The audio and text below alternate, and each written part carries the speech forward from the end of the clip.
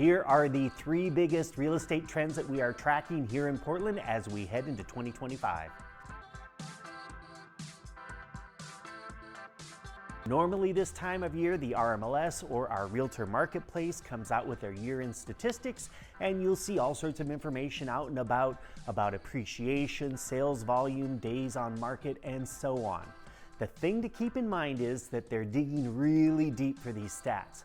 For example, when they're talking about appreciation or depreciation at the end of the year, they're typically comparing the average sale price for the entirety of 2023 compared to 2024. So they're reaching back 2 years to January 2023 to create this comparison. That's a good, solid comparison because it's a big sample of numbers and it gives you a deeper understanding of the greater market. However, it doesn't tell you what's going on right now.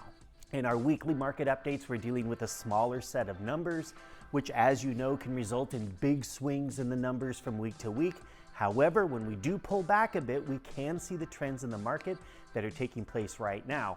We can see what happened last month, what's going on this month, and probably where we're headed next month, and we can put it in the context of previous market. Our market stats are much more in the moment of what's going on right now than the RMLS stats that they put out at the end of the year. With that in mind, here are the 3 biggest trends that we're following in the Portland metro real estate market.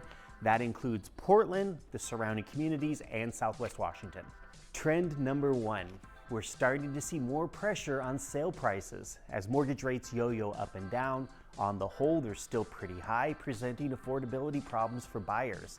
Up until December, we've been seeing monthly average sale prices somewhere between 2.5 to 3.5% higher than the previous year. However, starting in December, something switched.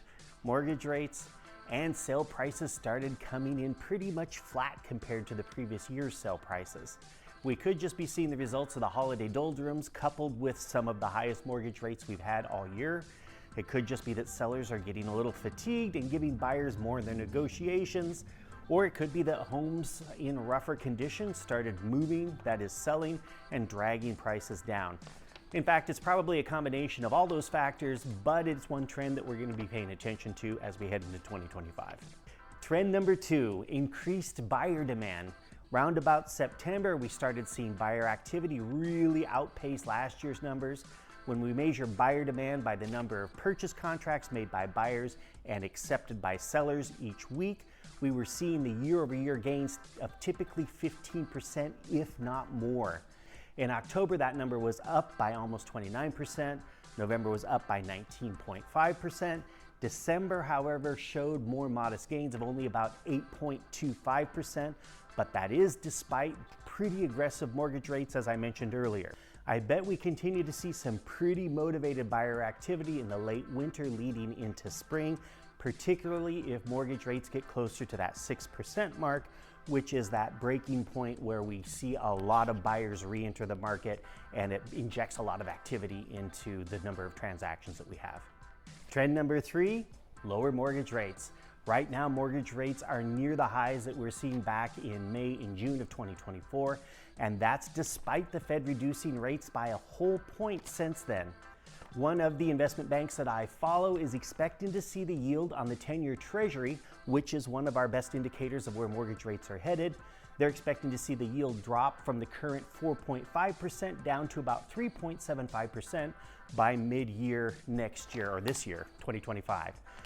What that would mean is, based on the current spread between the 10-year and the 30-year fixed mortgage, we could see an average mortgage rate of around 6.35%. And keep in mind that that's an average. Some lenders will have rates still in the mid to high 6s, and the more aggressive lenders could be offering rates in the high 5s. And again, one thing that we've seen in Portland real estate is that when rates drop to 6% or lower, buyer activity picks way up and inventory gets gobbled up. So there you have it, the 3 biggest trends that we're keeping an eye on as our market enters 2025. Please like this video, or better yet, subscribe to the channel if you haven't already. That'll make sure that you see more videos like this in your feed. I look forward to seeing you here next week for the very latest in Portland metro real estate stats and trends.